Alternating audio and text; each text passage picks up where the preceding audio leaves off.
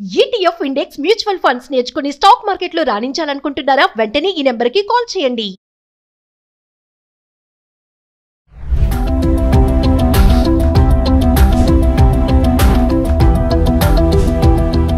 నమస్తే, welcome back to Suman TV. ప్రస్తుతం మనతో పాటు ఉన్నారు consumers affairs committee chairman Mandari Krishna గారు. నమస్తే సార్. నమస్తే అమ్మా. Sir, SBI State Bank of India ఒక గుడ్ న్యూస్ ఇస్తుంది. ఏంటంటే 1000 రూపాయలు కడితే 20 లక్షలు బెనిఫిట్ అని. అసలు ఏంటి ఆ స్కీమ్, ఏంటి దాని వివరాలు, ఎలా బెనిఫిట్ అవుతుంది అసలు ఒకసారి? 1000 రూపాయలు కడితే 20 లక్షలు వస్తుందన్నమాట. వాస్తవమే, కానీ 1000 రూపాయలు కట్టిన వాళ్ళందరికీ 20 లక్షలు వస్తాయి అది కరెక్ట్ కాదు. అంటే స్టేట్ బ్యాంక్ ఆఫ్ ఇండియా ఎవరైనా అకౌంట్ ఉన్నవాళ్ళు, SBI లోపల అకౌంట్ ఉన్నవాళ్ళు ఒక 1000 రూపీస్ అకౌంట్ ఉన్నవాడు కడితే, అంటే ఏ స్కీమ్ కింద కట్టాలి? యాక్సిడెంటల్ ఇన్సూరెన్స్ కింద కట్టాలి. యాక్సిడెంటల్ ఇన్సూరెన్స్ కింద కట్టినప్పుడు ఏమవుతుందంటే, ఒకవేళ ఆ 1000 రూపీస్ కట్టిన వాళ్ళు, ఆ వ్యక్తి ఏదైనా ప్రమాదానికి గురైనప్పుడు అతను మరణిస్తే కుటుంబానికి 20 లక్షల రూపాయలు వస్తాయి. నెంబర్ 1. ఒకవేళ అతనికి కాళ్ళు చెయ్యి పోయినట్టయితే, దాంట్లో 2 కాళ్ళు 2 చేతులు పోయినట్టయితే 20 లక్షలు వచ్చే అవకాశాలు ఉన్నాయి. ఒక కాలు ఒక చేయి పోతే తక్కువ వచ్చే అవకాశాలు ఉన్నాయి, కానీ కొంత అమౌంట్ వస్తుంది, గ్యారెంటీగా 10 లక్షల పైన. అలాగే ఇంజురీస్ ఇట్లా ఉన్నాయి, అతను హాస్పిటల్లో జాయిన్ అయితే అతను కొంత హాస్పిటల్ ట్రీట్మెంట్ కొంచెం దొరికే అవకాశాలు ఉంటాయి. తర్వాత వాళ్ళ పిల్లల చదువు చనిపోయినట్టయితే పిల్లలు చదువుకోవడానికి కొంత డబ్బు వాళ్ళు సాయం చేసే అవకాశాలు ఉంటాయి. హాస్పిటల్లో ప్రతిరోజు ట్రీట్మెంట్ కొంత డబ్బు వస్తుంది. ఇలాంటివి రకరకాలైనటువంటి హెల్ప్ జరిగే అవకాశాలు ఉన్నాయి. అంటే మామూలుగా ఇది మనం బయట కట్టాలంటే చాలా డబ్బు ఖర్చు అవుతుంది. కానీ state Bank of India 1000 rupees scheme ఎందుకు పెట్టిందంటే, లక్షల మంది కడతారు ఒకేసారి, కొన్ని లక్షల మంది, కోట్ల మంది కడతారు. కాబట్టి అది భారతదేశంలోనే కాదు, కూడా అగ్రగామైన బ్యాంకు, నెంబర్ 1 ప్లేస్లో ఉంది. అంటే అన్ని బ్యాంకులు దాంట్లో విలీనం చేశారు. కాబట్టి ఇప్పుడు అది ప్రపంచంలోనే 2వ 3వ స్థానంలో ఉన్నటువంటి బ్యాంక్గా ప్రఖ్యాతి చెందింది. అంటే ఆ స్థాయికి చేరుకుంది.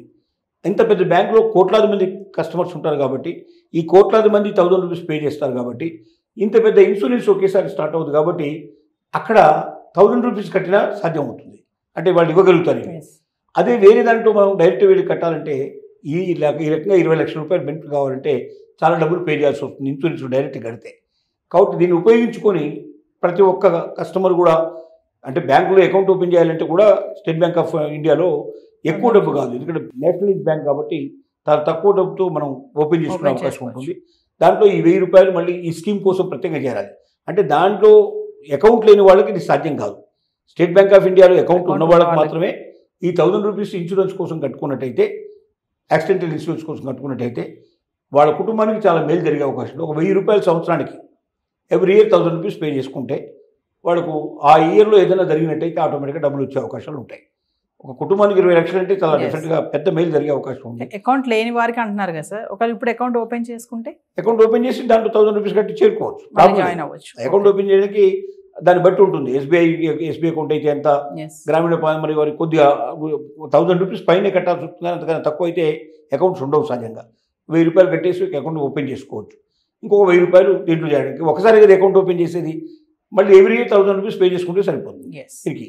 అంటే ఒక సంవత్సరానికే ఉంటుంది ఈ ఇన్సూరెన్స్.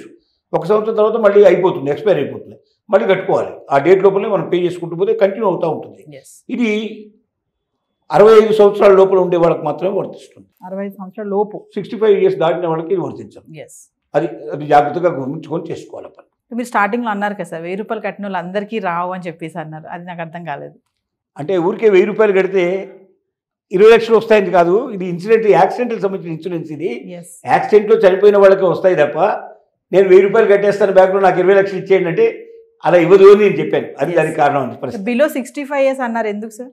65 దాటిన తర్వాత ఇన్సూరెన్స్లో ఇప్పుడు చనిపోవడానికి ముసలి వాళ్ళకు అవకాశాలు చాలా ఎక్కువ ఉంటాయి. అంటే వాళ్ళు మామూలు కూడా చనిపోయే అవకాశం ఉంది, యాక్సిడెంట్లో కూడా తొందరగా యాక్సిడెంట్లు అయ్యే అవకాశాలు ఉన్నాయి. వాళ్ళకి చూపు సరిగ్గా లేకపోవడం వల్ల, నడక సరిగ్గా లేకపోవడం వల్ల సమస్యలు వస్తాయి. ఉద్దంతో 65కి మాత్రమే దీన్ని పరిమితం చేశారు. బట్ 75 దాకా ఇచ్చేటువంటి కొన్ని బ్యాంకులు కూడా ఉన్నాయి. కొన్ని బ్యాంకులు మనం ప్రత్యేకంగా తెలుసుకొని వెళ్ళాలి. Thank you sir.